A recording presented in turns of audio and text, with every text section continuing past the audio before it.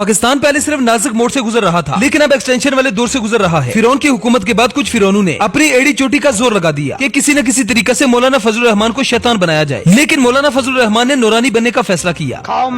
रात की तारीकी में बनने वाली हुकूमत अब हर काम रात की तारीकी में करने लगी है। काजी फायज ईसा को अपने एक्सटेंशन के लिए मौलाना के घर के चक्कर नहीं लगाने चाहिए। अगर चक्कर लगाना ही है तो नादरा का लगाओ। पाकिस्तान है, कुछ ले दे के अपनी उम्र कम भी करवाई जा सकती है। काजी साहब को चाहिए कि अपना नया शनाख्ती कार्ड बनवाएं, शनाख्ती कार्ड पे अपनी उम्र 40 साल करवाएं, मतलब सारा पिट स्यापा ही खत्म।